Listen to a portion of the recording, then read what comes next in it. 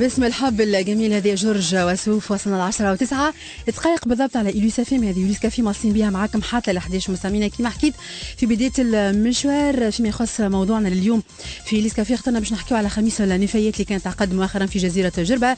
التظاهر هذه نجموا نحكيو عليها اللي أقرتها وزارة البيئة والوكالة الوطنية للتصرف في النفايات اللي تقوم بها في آخر خميس من كل شهر. المرة هذه كان في الجهات تحديدا في جزيرة جربة.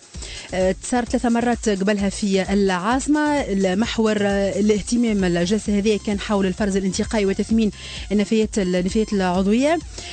كان في نقاش وتبادل آراء مع المجتمع المدني الجمعيات أيضا بحضور البلديات لهنا في جربة. كانوا طرقوا لواقع الإشكاليات ككل فيما يخص الفرز الانتقائي وتثمين النفايات.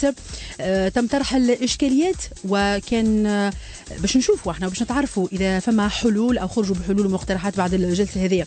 حبيت انا في البدايه بما انه في الجلسه هذه والتظاهر هذه اللي تعقدت مؤخرا في جزيره جربه كان حضروا فيها جمله ايضا من اللي عندهم بروجيات ومشاريع يعني تهم الرسكله وتهم النفايات ككل باش تحضر او حاضره بحذيه مدام او انسه وعد بوسعيد اللي هي صاحبة مشروع في الجيم تحديدا في جمع وفرز النفايات القابلة للرسكلة والغير الخطيرة. باش نأكدوا على الغير الخطيرة هذه تنعرفوا معها بعد شوية تفاصيل الكل ونتعرفوا على الدراسة نتاع المشروع نتاعها ومن وقتاش بدات. صباح النور مدام وعد، مرحبا بك معنا. صباح الخير ومرحبا بكم ومرحبا باللي يسمعوا فينا الكل. أنا تو تأكدت مدام راه مش قلت انسى.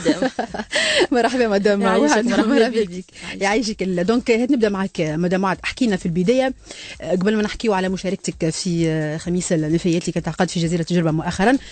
احكي لي على الدراسه نتاع المشروع نتاعك انت اللي هو فيما يخص جمع وفرز النفايات القابله للرسكله والغير الخطيره. احكي لنا خلينا نعرفوا الناس اللي تسمع فينا كيفاش هذه بالضبط. البروجي نتاعي هو يخص الجمع وكيف ما قلت انت جمع النفايات القابله للرسكله والغير خطيره. خاطر فما برشا نفايات قابله للرسكله اما خطيره كيما الدويات كيما هذوما خاطر يلزمهم احنا كراس شروط خاص بهم. والنفايات الاخرى عندها كراس شروط زاده خاص بها. دونك انا البروجي نتاعي اللي هو جمع وفرز النفايات القابله للرسكله والغير خطيره كيما البلاستيك الكرتون الالومنيوم النحاس لي باتري اللي هما الباتري معناها البيلات والباتري هذوما.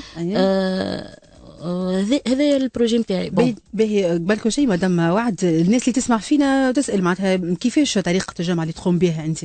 انا طريقه الجمع عندي ثلاثه طرق نعمل فيهم. عندي العباد اللي تجيني اللي هي كيسموا فيهم البرباشه اللي هما العباد اللي يلموا البرا يجيبوا لك هما يلموا ولا يجيبوا في ديارهم يجمعوا معناها يلم على ساعه امراه تعمل هكا دوره في دارها تلم البلاستيك هذاك ما طيشوش برشا ولات تعمل هكاك ما عادش يطيشوا برشا عباد ولات تعرفني كوا. وفما زاد البلديه تعمل ساعات حملات نظافه ولا تجيب لي بلاستيك خاطر عامله معها معناها كونفونسيون انا تجيب لي البلاستيك. بالطبيعه البلديه هي اللي عطتك الترخيص معناتها باش تقدم المشروع هذا. اكيد تاخذ الترخيص من البلديه. اول حاجه انك انت تطرح عليهم فكرتك اول ما تكون عندك الفكره تمشي تقدم الدراسه نتاعك وتطرح عليهم فكرتك هما يوافقوا لك باش تعمل البروجي هذاك. من بعد تتعدى مرحله انك تعمل تمضي الكي تشارج مع الوكاله تصرف النفايات. ومن بعد فما مرحله اخرى اللي هي الاتفاقيه اللي تعملها مع لونجيد كيف باش تولي لونجيد هي تقبل عليك البلاستيك. نحكي على البلاستيك مش حاجه اخرى. اي البلاستيك لونجيد بورمون تاخذ كل البلاستيك. الكارتون وهذاك حاجه نتصرف فيهم معناها بطريقه اخرى المرسكلين خاصين. كيفاش تتصرف فيه معناها تتعامل مع مرسكلين خاصين. ثم ناس ترسكل عندها معامل ترسكل الكارتون في صفاقس في سيدي بوزيد في برشا بلايص. دونك هذوكم انا نلوج عليهم بمعرفتي نحاول اني نتصل وبعد هما يوليو يعرفوك يجيو يهزوا السلعه نتاعهم وحدهم. باهي انت كما قلت حكيت مدام وعد اللي انت تعرفت معناتها تولت الناس هي اللي تجيب لك البلاستيك والبرودوي هذه الكل بانواعه. كيفاش معناتها يكون عن طريق بيع معناتها وتشري معناتها كيفاش يكون بالمقابل كيفاش بالضبط؟ بالمقابل معناها ان العباد تجيب لي البلاستيك والا اي برودوي اخر ناخذه يتوزن خاطر بالميزان اي برودوي ناخذه بالميزان يتوزن ونعطي المقابل نتاعو. ونخدم زاد ياسر مع الجمعيات جمعيات هنا في جزيره جربه فقط. في جمعيات في جزيره جربه اكثر حاجه نخدم اكثر حاجه في جزيره جربه جمعيات. ونحسها ديما مع جمعيات اسهل لي بصراحه. علاش؟ على خاطر الجمعيات هما عندهم اتصال اكثر مني بالعباد. وعندهم عرفت كان كنت تخدم انت مع 3-4 جمعيات كل واحده في منطقه تولي انت كانك مسيت جربه كامله فهمت. مش كيما انا نبدا وحدي معناها باش تتصل باش تمشي بالعبد بالدار هما اسهل اتصال. وثم جمعيات معناها تو جماعات نسائيه، فما جمعيات خاصين بالصغار، فما كشافه مثلا، فما جمعيات خاصين معناها كل شريحه وين ماشيه. دونك انا بالجمعيات نجم نسال الناس الكل وفي البلايص الكل. دونك كاني ضربت عصفور اللي فهمته منك مدام معد اللي انت في تعاملك مع الجمعيات معناها حتى كي يقدموا لك هما البرودوي البلاستيك والسلعه هذه ككل يكون تعامل ما بيناتك انت فيها مباشره معناتها هما يقدموا لك سلعه وانت تعطيهم الفلوس. ما تتدخلش البلديه في الحكايه هذه؟ لا بالكل. فما تتدخل البلديه بيني وبين الجمعيات في حاجه واحده. ساعات الجمعيه كي تبدا ما عندهاش الامكانيات باش تنقل، وانا زاد نقول مثلا بعيده شويه راني ما نجمش، ينجموا يعملوا هما البلديه تقول لي انا مستعده مثلا ندخل بيناتكم اني ننقل. مثلا نعطي انا اكزامبل، عندي جمعيه اسمها افاسيل في القرى. الجمعيه هذه هي متفاهمه هي والبلديه بعضهم انه هما يلموا البلاستيك بكميات، البلديه تجي جوست تنقل لهم تجيبها للمقر نتاعي. هذاك وين تتدخل معناها ما وفي تعاملك مع البلديه كيف يكون بالفلوس معناتها يقدموا لك هما ولا بلاش؟ لا البلديه كي تبدا عندها مثلا حملات نظافه على الشاطئ في اي بلاصه اخرى يلموا البلاستيك مثلا ويعملوا الحمله ذيك ينقلوا يحطوا في البلديه. علاش هذه ما تقدموا لك بلاش؟ في تشجيع منك؟ هما ما يقدموا لك بلاش خاطر البلديه ما تنجمش تبيع لك مش حتى ما تنجمش انه هما مثلا تو هما باش يلموا البلاستيك ويمشي يحطوه باش يطيشوه. هما لقاوها في كل حالاتها انت لاقيين حلها هو حل انه خير ما يطيشوه باش يهزوه للمصب نتاعهم ولا حاجه. اوكل البلاستيك مادام فما بلاصه وين نحطوا البلاستيك دونك يجيبوا لي انا. معناها مش بالضروره كان انا بالضبط، ما نجم يكون اي حد اخر يعمل يجمع في البلاستيك. كانوا قبل يهزوه للي سونتر دو ترانسفير نتاع لونجيت تول. معنى عرفت يزوم للسونتر طول. تو بعد انا وليت اقرب موجوده على الساعه. انت الوحيده في جربه لهنا؟ مش في جربه، مش انا الوحيده. فما دي كوليكتور، فما كوليكتور اللي هما تابعين الايكولاف. خاطر خدمت معاهم شويه خاطر قبل الاتفاقيه ما كنتش نجم نهز لي سونتر دو ترانسفير تاع لونجيت، ما عنديش كونفونسيون. دونك انا نضطر اني نهز لهم لي كوليكتور هذوما وهما يوصلوا لونجيت. فهمت؟ دونك فما دي كوليكتور. اما اللي فهمته مني كمان تتعامل اكثر معك انت معناتها كي سواء من الجمعيات ولا من البلديه. انا طرفي في الجيم. علاش؟ خاطر انا الوحيده في الجيم. فهمتك. وانا الوحيده اللي في الجيم. دونك حتى الجمعيات وكل شيء انا الوحيده الموجوده في المنطقه غاديكا. فيما يخص التعاملات ايضا مع الوكاله الوطنيه للتصرف في النفايات كيفاش يكون بالضبط؟ كيفاش تتعامل معاهم؟ انا في الوكاله جوست بعد ما ناخذ الكاي تشارج ما عندهمش هما جوست ساعات يجيو يلزم يعملوا مراقبه معناها كيفاش معناها باش يخافوا حتى هما على المحيط زاده. معناها يشوفوا كيفاش البرودوي كيفاش قاعده تكلاسيفي مثلا في المحل نتاعك وين حطيته، يجيو معناها يشوفوا على عين المكان. وتوا انا طونك ولات عندي اتفاقيه معاهم نولي معاملتي اني انا نهز لي سونتر نتاعهم. هما خاطر عندهم زاده انواع من البلاستيك زاده يقبلوها، مش الانواع الكل. مش الكل. اي دونك انا يلزمني نفرز في اللوكال نتاعي شنو الانواع اللي هما يقبلوها وانا نهز لي سونتر دو ترانسفير زاده هما كيف غاديك يوزنوا يعمل عندهم ميزانهم يوزنوا ونخلص عليه معناها. واضح. باهي فقط هو حبيت نسالك مدام وعد يعني فيما يخص المشروع نتاعك هذا من وقتاش بديتي فيه؟ من 2014. من 2014. مي الدراسه نتاعو كانت قبل كنت انا وقتاش قبل معناها عندها عامين قبل ما نستقر في جربه. خاطر قبل ما نستقر في جربه كنت مستقره في تونس. من غاديك بدات لي الفكره. وانت كيف جاتك الفكره في الاول؟ اكزاكتومون انا من قبل ملي تخرجت بحق ما نخممش في الخدمات الاداريه وهذوما الكل ما تحبهاش ما نحبهمش. ما عمري ما مشيت عملت حتى كونكور معناش قد عندي متخرجه. دونك ديما نفكر شنو نحب نعمل بروجي بريفي ديما. كانوا فما البربشه ياسر، احنا كنت نسكن في حي الغزاله دونك كما فما البربشه ياسر. من الفكره هذيك وليت نسال، مشيت لوزاره البيئه سالت، عرفت بديت نسال هكا هذوما كيفاش يعملوا كيفاش وين يهزوا شنو هي تعمل به البلاستيك. مشيت شفت حتى رجال اعمال يخدموا في الدومين تاع ترانسفورماسيون تاع البلاستيك معناها يحولوا فيه. دونك من وقتها نهار مشيت لوزاره البيئه وقتها قالوا لي مادامك جربيه علاش ما تمشيش للجربه؟ يعني انت نقلتي لهنا الجربه على خاطر المشروع هذايا؟ جات بطبيعتها هي تنقلنا وبطبيعتها البروجي نتاعي معناها. كي قالوا لك علاش ما تمشيش للجربه علاش؟ على خاطر وقتها كانت فما الازمه تاع النفايات. فبك الازمه تاع النفايات. في الازمه تاع النفايات وقت اللي اتصلت بهم في وزاره البيئه قالوا لي علاش انت جربيه علاش ما تمشيش الجربه معناها راهو فما ديزوبورتونيتي وفما تسهل لك حتى العمليه اكثر. اسهل بصراحه اسهل من تونس اكيد، خاطر في تونس موجود بكثره معناها موجود فما برشا دي كوليكتور ياخذوا، دونك في الجربه ديما اسهل. واضح باهي. هو يعني خلينا نحكيو شويه معناتها نقدموا شويه في حديثنا مدام معد فيما يخص صعوبات انت طرقتي لها معناتها في بدايه المشروع نتاعك هذايا والا لتوا، احكي لنا شويه. هم الصعوبات، هم برشا صعوبات سيرتو الاداريه، الاوراق. فوالا هذه هي اللي الاوراق معناها انا شفت اكثر حاجه تقلق كما عندكش طول نفس معناها. شفت انا اتفاقيه كيف من هذيك عاودت الدوموند بتاتر 3 مرات. من اللي بديت 2014 الكاي تشارج ما عطلتش برشا، بدات 6 شهور 7 شهور. اما الاتفاقيه هذه اللي انت باش تنجم تبيع للونجات حسيلو خذيتها عندي جمعتين تالي معناها، ونقولوا احنا اتفاقيه مبدئيه. وعلاش صارت تعطيل هذه الكل حسب انت؟ اوكي ايدي معناها ما نعرفش، خاطر كل مره تتصل بيهم تمشي يقول لك عاود الدوسيه، ما تعرفش وين السبب معناها. ما يعطوكش شنو اللي ناقص ولا شنو لازم تعملوا باش لا ما يعطوكش شنو ناقص. انا نحاول اني حتى مره ما قالوا لي راهو عندك ورقه ناقصه. مالا شنو يصير؟ ما نعرفش بحق سؤال نطرحه حتى انا روحي ما نعرفش. نهز له ديريكسيون ريجيونال لهنا. تقول انت فما تخوف معناتها من الحكايه هذيا ولا فما تخوف؟ يا ما نعرفش، يا مثلا جاتهم في بيريود ما مثلا نقولوا احنا وقفوها معناها ما نعرفش يشوفوا في حلول اخرى للجزيره، دونك وقفوا الدوسيات هذيك. هما حتى يعملوا حلول جذريه وما كانتش نافعه، ما كنتش في حالاتهم مقتنعين جدا اللي يعملوها. وهما زاد فما مره ديريكتور ريجيونال قال لي راهو عندنا لي سونتر نتاعنا مبيين، دونك علاش موقفين ما عادش يحبوا ياخذوا. مش ما تخدميش راهو هذه مش معناها ما تخدميش البروجي، اما اخدمي اعرفي كيفاش تسوق البرودوي نتاعك وحدك.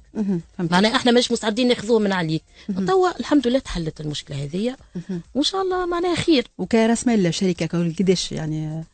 معناها في البدايه ما كانتش حاجه كبيره ياسر، بديت ممكن 3000 دينار وحدي، خاطر انا اول مره حبيت على امتي سونتر معناها فهمت، نعمل آلة ضغط نعمل بروير عرفت. مي وليت زاده لي ديمارش نتاع القروض البنوك هذيا ياسر طويله معناها ياسر طويله. بديت حتى اعمل دي فورماسيون، عملت يمكن 2 ولا 3 فورماسيون تابعين البنوك هذيا، بنك التضامن البنك البي اف ام معناها فهمتك. دونك طويله. انا قلت نلونسي وحدي نبدا خطوه مش لازم نبدا من الاول عندي ماكينات وعندي نبدا زي لازم، ومن بعد معناها انا بشويه بعد تولي حتى القروض تسهل لك شويه. انا تولي مش مضطره تاخذي من عند بنوك تاع تمويل المشاريع، تنجم تاخذ من بنوك تجاريه. 3 ملايين هذه كان بدايه المشروع. توا سافا مشات الحمد لله اللي ودخل معناتها في فلوس. والله انا دونك مادامني ما زلت قاعده عندي عامين جو ريزيست معناها ونجمت نخلص اللي شارج نتاعي الحمد لله. معناها ما نقولكش حاجه اكسيلونت مي الحمد لله. وانا ديما خاطر عندي طموحاتي نحب يكبر، نحب حاجات اخرين معناها مش مربوطه كامل. فيما يخص الكميات نتاع الرسكله ككل معناتها الكميه تاع البلاستيك اللي تجمعها تكون كيفاش معناتها كل شهر ولا كيفاش بالضبط؟ وقداش الكميه معناتها كي تجمعها ككل مره؟ باهي انا كل مره خاطر ماهيش مربوطه بالكيلوات اكثر منه مربوطه بالمساحه اللي عندي.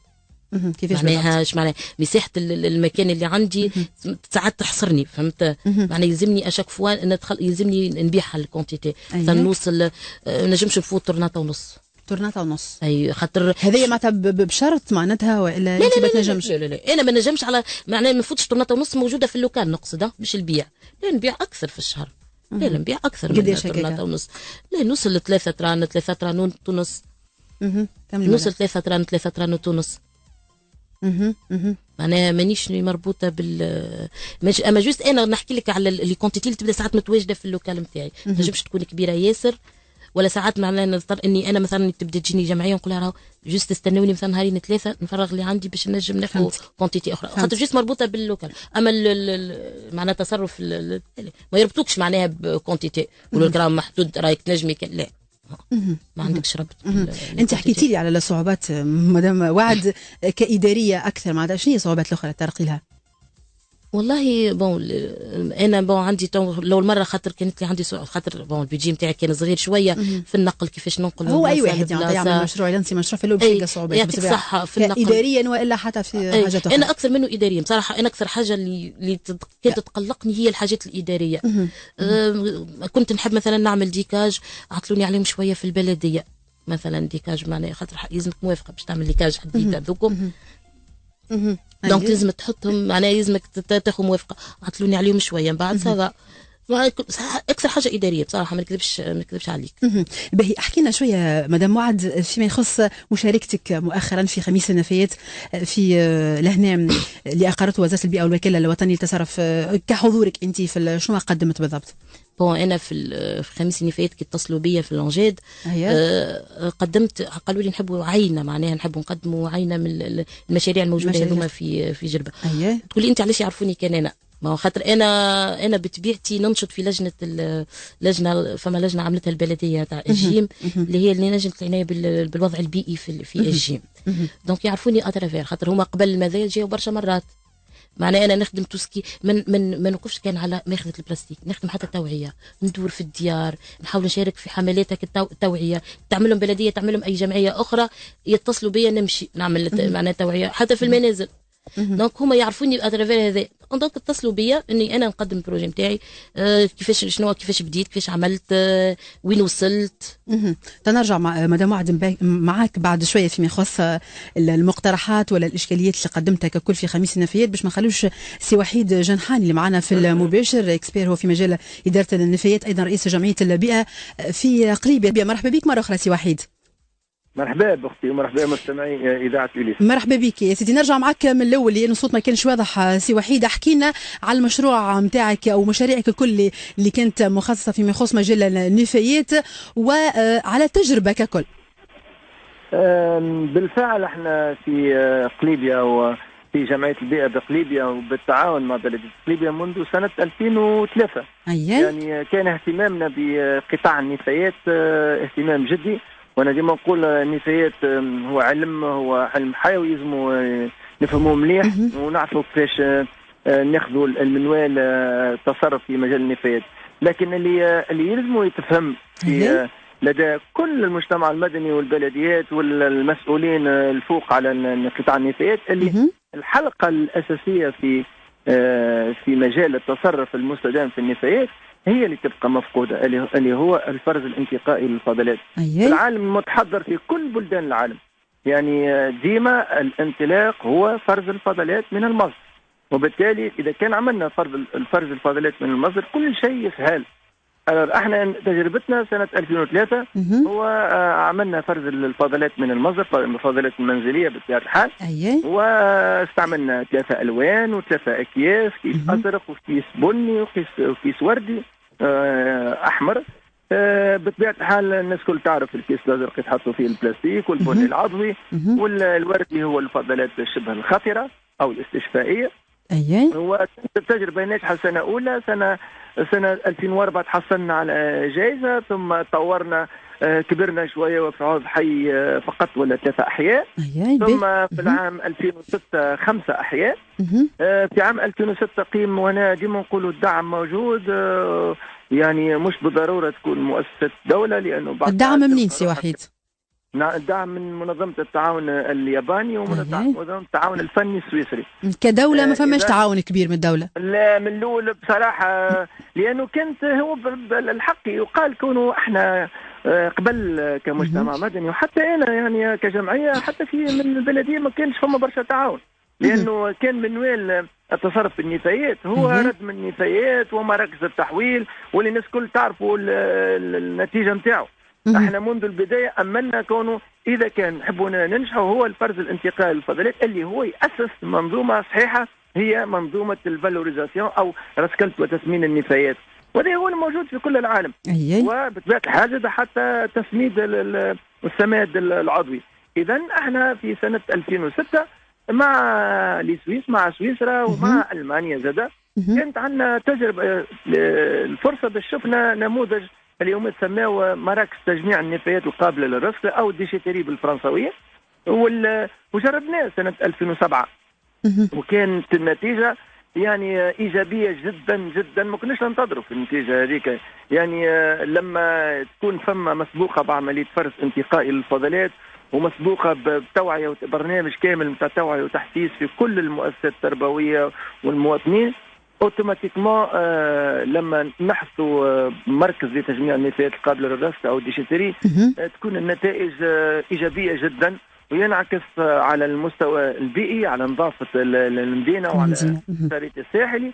كذلك ينعكس على إيجاد فرص التشغيل للشباب وللسكن، وكذلك ينعكس على الاقتصاد، لأنه عنده 3 أبعاد المركز التجميعي للنفايات، واللي هما بعد بيئي اجتماعي وبعد اقتصادي. لأنه هنا نحكيو على منظومة متاع النفايات تباع وتشترى.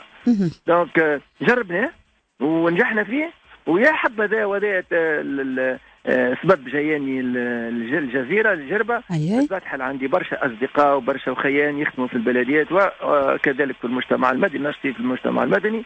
وكان لقاء ثري، أنا عرضت عليهم فكرة هذوما كونوا بعث نقاط بيئية أو ديزيكو بوان اللي هما في حد ذاتهم دي ديشيتري صغار داخل الأحياء. داخل الأحياء. وهذه الفكرة احنا انطلقنا منها زادة في ولاية نابل بمشروع كنا عرضناه احنا 7 جمعيات بيئية في ولاية نابل، يعني 7 بلديات و7 جمعيات مع بعضهم باش نخدموا بعث نقاط بيئية في كل من قليبية، مازلتين، قربة، نابل، سليمان والحمامات والمعمورة. إذا أنا حبيت بادرة مني، أنا اقترحت على وكالة تصرف النفايات، قلت خليني نمشي 3 بلديات في جزيرة جربة مع مجتمع مدني نشيط في جربة. لما لا نعملوا هالنقاط البيئية بالتعاون مع البلديات، وتكون واللي هي ترتكز بالأساس على الفرج الانتقائي للفضل. والحق التجربة عجبت الأخيان في برشا جمعيات حتى في الوكالة، وبطبيعة حال الوكالة مدعمة المشروع هذا، موافقة، لأنه اللي يصير في جربة موافقة. يصير في جربة هو كونه قاعدين يحضروا في مشروع كبير اللي مؤسف حتى حد لا ينجم تو يحكي عليه، لأنه ماهوش واضح المعالم. دونك خلينا نكونوا واضحين، في جربة يلزم برشا مع بعضهم يخدموا الجمعيات والبلديات الثلاثة، يحطوا اليد في اليد باش منوال التصرف في النفايات يكون واضح منذ البداية، ويكون عنده مردودية بيئية واجتماعية واقتصادية. باهي، هو سي وحيد وانت معناتها خبير في مجال إدارة النفايات، وين شفت الإشكاليات، وين الخلل، وين العراقيل معناتها هذه؟ انت كنت شكرت معناتها المجتمع المدني والجمعيات في جزيرة جربة، فما نقص في التعامل ربما مع البلدية، وانت تعاملت مع البلدية في المجال هذايا، كان فما تعاون باهي، كانوا مرحبين معناتها، كانوا مشجعين على انه نتفاداو المشاكل هذه الكل نتاع النفايات؟ هو بصفة عامة منذ البداية يعني كان ديما فما ريبتور بين البلديات والمجتمع المدني، وهذا يؤسف معناتها. نوضحوه سي وحيد، وين المشكل بالضبط؟ المشكل هو انعدام الثقة، لأنه ديما الإدارات التونسية بصفة عامة ما تثقش 100% في المجتمع المدني، لأنه تعتبر المجتمع المدني غير متخصص. وصحيح يمكن هذا صحيح، ولكن ثم بعض الجمعيات اللي عندهم تجارب وعندهم الخبرات وعندهم برشا دي كادر اللي هما ينفعوا البلديات. احنا ديما نقولوا صحيح البلديات ما عندهمش حتى هما اطارات وما عندهمش فنيين، لكن كي نحطوا مع بعضنا اليد في اليد ونستأنسوا بالخبرات ونستأنسوا بالتجارب ونستأنسوا برشا خبرات وانسة، يمكن أن نصنع العجب. وهذا اللي لازم يصير في جربة. أنا نقول التجربة الفارطة متاع الكعيبات كانت تجربة قاسية جدا جدا جدا جدا، وكان اختيار غير صائب. وكنت أنا من الناس اللي ما نحبش نقول رأي لأنه عيب باش نطو بعد اللي فات. المهم المشروع الجديد اللي أعلن عنه السيد وزير البيئة والتنمية المستدامة في جربة لازم يكون واضح، لازم يكون واضح. وأنا فما بعض عوامل هذه ما قالوه المجتمع المدني، لازم يتحط على الطاولة وكالة تصرف النفايات تحاول تحط الفكرة متاع المشروع، لأنه استشارة مطلب دولي، استشارة دولية. ونعرف اللي فما برشا شاركوا وباش يقع فرز أولي كما قال السيد المدير العام تصرف النفايات. لكن أنا المهم كونه قبل ما نعطيو لوكي ولا نختاروا حتى 2 و 3 هات نحدوه احنا التوجه العام، يعني يلزم يتحدد من طرف الإطارات المحلية مع المجتمع المدني. هو اللي يتحدد المنوال نتاع التصرف بالنفايات، مش معناتها وكالة وإلا وزارة هي اللي تعمل المشروع يلزم منوال نتاع التصرف بالنفايات في جزيره جربه ينبثق من اراده نتاع بلديات ومجتمع مدني. فوالا هو هذيك علاش يعني سي وحيد اذا كان كما حكيت انت باش تبقى فما انعدام ثقه معناتها بين البلديه وما عندهاش ثقه معناتها في الجمعيات اللي تخدمت على الحاجات هذيا ماناش باش نتقدموا معناتها ماهوش باش تصير حاجه ومش باش نتفاداو المشاكل هذيا كل نتاع النفايات سورتو في جزيره جربه اللي هي كانت يعني ازمه كبيره ولحد الان ما زالت الحكايه هذه. شنو لازم يتعمل لهنا؟ أنا نعتقد اللي الحلول ممكنة سهلة. يعني لو كان تكون الوكالة متفتحة يدها تحل يداها وتجيب الملف هذا هو نتاع المشروع الكبير اللي بصير يتعاود يتشاف ويتعرض كما عملنا خميس. كان خميس النفايات في جزيرة جربة كان إيجابي جدا وكانت أجواء معناتها ممتازة. يعني لما لا الاقتراح نتاعي انا هو جيبوا لنا الفكره هذه ما نقول مشروع جيبوه لنا حطوا الفرضيات الكل الاليات الكل نحكيوا مع بعضنا ونتفقوا ونخرجوا بطريقه مشروع اللي كي صرا ادوبتي يعني يتم اعتماده من طرف الاطراف الكل المحليه في جزيره جربه. هي توا البلديه سي وحيد معناتها حتى كي حكيت مع مدام وعد اللي هي صاحبه مشروع في جمع وفرز النفايات القابله للرسكه والغيره الخطيره في جيم انه البلديه تعطي في الفضلات هذه والبرودوي ككل بدون مقابل. برشا ناس تتساءل معناتها علاش البلديه ما تستثمرش في المجال هذايا. شوف مشكوره بلديات يعطيوا للحاملي الشهادات العليا الاطارات المحليه يعطيهم النفايات بلاش لانه الى حد الان هذا ما يمكن كان نثمنوه ونشكروه لانه في البدايه اصحاب الشهاده هذوما اللي ميكرو بروجي يلقاو صعوبات كبيره يلقاو صعوبات كبيره سورتو في البدايه اي على مستوى الكميات نتاع النفايات القابله للرسله. وتعرف المصنعين والمرسلين ما ينجمش يشريوا من عند مدام وعد كميه الا ما تكون كميه عندها مقدار معين باش هما يجيو من مدنين ويجيو من جرزيس ويجيو من مصفاقس الى اخره. دونك اللي تعمل فيه البلديه مع مدام وعد هو شيء ايجابي يثمن عليه. لكن في نفس الاطار النفايات في تونس هو مجال الاستثمار. يعني النفايات في تونس هي مصدر ثروات. اذا كان اتحدوا 3 بلديات مع بعضهم في شكل اتحاد او في شكل شركات خاصه تابعه للبلديات او في شكل وكاله مثلا واخترنا منوال كما قلت اخترنا موديل دو جيستيون اللي هما يتفقوا عليه واللي هو فيه ركيزه اساسيه هو الفرز الانتقائي للفضلات واللي يعتمد التثمين والتحويل والفالوريزاسيون والريسيكلاج. صدقوني ما يولي مورد قار للبلديات. فوالا هو هذيك علاش سالتك معناتها هو برشا ناس تتسائل على الحكايه هذه انه كي تستثمر باش يكون عنده مردود اقتصادي كبير معناتها على الدوله. الناس تتسائل علاش ما يجيش هذايا. وشنو هو المشكل؟ شنو المشكل؟ احنا ماني قلت من الاول مشكل النفايات هو مشكل علمي في البحث العلمي وما عندناش احنا مالوريزمون في تونس ثقافه كبيره في مجال النفايات. احنا انا يعني خلينا نكون واضح وقت واحد يقول انا مهندس نتاع زبله الناس تضحك عيب ما لازمش يفرح. هو في المانيا وفي سويسرا مهندس الفضلات هو محترم وهو يخلص اعلى المراتب لانه قراها بالعلوم. هذه احنا العقليه هي يلزم اول حاجه نخدموا مليح التوعيه والتحسيس مع المجتمع المدني. يلزموا نعملوا البحث العلمي ونفهموا التجارب الناجحه. يلزموا زاد قوانين تحمينا لانه قوانين في تونس خلينا نقول ناقصه برشا يلزمها مراجعه. اذا كانت توفرت الجانب البحث العلمي وتوفرت التوعيه والتحسيس الكامل في على مستوى المحلي والجهوي وتغيرت القوانين اللي تدفع للتثمين ورسله والفرز الفضلات من المصدر وخاصه تشرف عليها البلديات صاير في العالم الكل بحول الله تلقى حلول سهله. يعني في ختام حديثنا هو سي وحيد بقى المشكل الوحيد ربما والعائق اللي باش يعرقل برشا حاجات هي البلديه معناتها للاسف واللي هو القرار الاخير يرجع للبلديه معناتها حتى الوكاله تتصرف في النفايات ما تنجم تاخذ حتى قرار كما ترجع للبلديه. البلديه حاليا في انتظار يتفعلوا الباب السابع للدستور الحوكمه ولا مركزيه وان شاء الله يا ربي يصير على قريب. اي فوالا هذه البلديه مكبله بالقوانين نستناو كما قلت الانتخابات البلديه في المجال هذه، لانه نعرفوا انه في البلديات لهنا ما فماش معناتها بلديه كامله، فما برشا خدمه ناقصه. على كل انت كانت ليك برشا تجارب سي وحيد معناتها مع حتى ناس من برا في تقييمك انت معناتها حتى للخبرات والحاجات اللي عملتها مع ناس من برا فيما يخص مجال النفايات.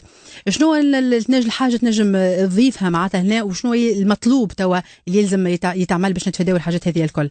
المطلوب 3 حاجات كفكرة. أولا كفكرة يلزم تفعيل في أقرب وقت المركزية والحكومة المحلية، حتى البلديات تولي هي تاخذ قرارها وتاخذ برامجها وتنفذ برامجها. هذه الحاجة الأولى. الحاجة الثانية يلزم استراتيجية التصرف في النفايات تتغير، نحي لنا من رد من هالبرنامج هذا رد من النفايات الى خلق. يلزم استراتيجيه تصرف النفايات تعاود نقعدوا عليها من جديد ونرجعوها. وانا نعرف اللي قاعدين ولكن بخطى بطيئه. واخر حاجه هي يلزم القوانين المنظمه لقطاع النفايات تكون مواكبه للقوانين في اوروبا، لانها ماهيش مواكبه الى حد الان. واضح. نشكرك برشا سي وحيد جنحاني، يعطيك الصحه. تفاصيل هذه كلها اللي قدمتها، مشكور جدا على الاضافه هذه الكل. ان شاء الله نبقاو في تواصل سي وحيد بطبيعه، ونحكيو على مجال اداره النفايات ككل والفرز الانتقائي وتثمين النفايات العضويه، وخاصه المشكل الكبير هذه نعانيو منه هنا في جزيره جربه. نشكرك برشا سي وحيد جنحاني، خبير في مجال اداره النفايات، ايضا رئيس جمعيه البيئه في اقليبيا في نابل تحديدا. شكرا ليك، نهارك زين، تحياتي ليك. في ختام حديثنا كيف تقريبا في اقل من دقيقتين كنا حكينا في الكواليس مدام وعد، وكان تحدث عليه هو حتى سي وحيد انه فما امكانيه مشروع كبير باش يقام في جزيره جربه ومن اطراف من برا، معناتها مش باش يكون مشروع تونسي. حكيت لي في الكواليس انه فما تفاصيل في المشروع هذا. هي فما برنامج اللي هو حتى المره اللي فاتت في الخميس النفايات البي دي جي نتاع لونجيد ما نجمش يعطي عليه تفاصيل كبيره. دونك كيف ما قال سي وحيد غامض، معناها تحسه غامض. تسمع كلام انا حسب ما سمعت انه هو نقولوا احنا مشروع نموذجي باش يتحط في اول مره باش يتحط في افريقيا ديجا. واختاروا جربه خاطر مع مشاكلها نتاع النفايات، مع انها هي معناها نقولوا احنا منطقه سياحيه. دونك باش يحطوا باش يجيبوا شركه سيسير من برا، والبيجي نتاعها بتاتخ باش يوصل البيجي نتاع المشروع اكثر من 120 مليار. دونك معناها بيجي كبير. مي تحس ما فماش لي ديتاي شنو باش تعمل بالضبط. اسكو باش تعمل التري، اسكو باش تهز الزبله كلها على بعضها، شنو باش تعمل بها؟ عرفت ما فما حتى شيء واضح. ما تحسش، ما تفهمش معناها. تعرف فما شركه باش تتلاها بالزبله، اما لي ديتاي الكل ما حكينا في الكواليس مدام وعد انه فما هما اكثر او تقريبا 8 شركات باش تصير سيليكسيون بعد في تكون معناها نورمالمون بور لو مومون تقدموا 8 شركات. بعد باش تصير بري سيليكسيون، يختاروا 5 ومن بعد تصير سيليكسيون واحد برك. ان شاء الله نحكيو فيها اذا كان فما الحكايه هذه واللي صارت بالطبيعه. دونك نشكرك برشا مدام وعد بوسعيد، صاحبه مشروع بجيم في جامعه فرز النفايات القابله للرسله والغير الخطيره. يعطيك الصحه، نورتنا بحضورك معنا، وشكرا لك على التفاصيل كل اللي قدمتها، وحتى وضحنا صوره اكثر فيما يخص اللقاء اللي كان في جزيره جربه مؤخرا فيما يخص خميس النفايات اللي اقرته وزاره البيئه والوكاله الوطنيه للتصرف في النفايات. تفضلي مدام عاد. جست عندي حاجه بركه، انا ندعو للجمعيات خاطر نخدم معهم برشا. الجمعيات اللي قاعده تلم في البلاستيك، يعني انا مستعده اني ناخذ البلاستيك هذايا، نعاون في انه كيفاش في النقل نتاعو، ونعاول اني في معناها اني نمد الساشيات والاكياس والحاويات باش يتحط البلاستيك هذا. هما مشكورين في الحقيقه معناتها كجمعيات المجتمع المدني في جزيره جربه، ناشطين برشا بصراحه، مباشره تظاهرات معناتها لموا البلاستيك. قلت لك انا نخدم ياسر مع جمعيات نحسهم ناشطين برشا في الميدان هذا. يعطيهم الصحه، ان شاء الله تتكاثف في الاطراف الكل معناتها، وهذه في صالح الناس الكل، في صالح جزيره جربه. نحكي في الموضوع ان شاء الله اذا كان فما جديد وفي اخر المستجدات. شكرا لك مدام وعد بوسعيد مره اخرى. تحياتي لكم الكل انتم اللي كنتم معنا من 9 حتى للتوقيت هذا. شكرا لك فؤاد دنقير في الكوتي كونسول، ضوي العور كنت معكم في التنسيق العام للحصه، ونادي سلموك لرفقتكم من امام الميكرو. بسلامه الناس الكل.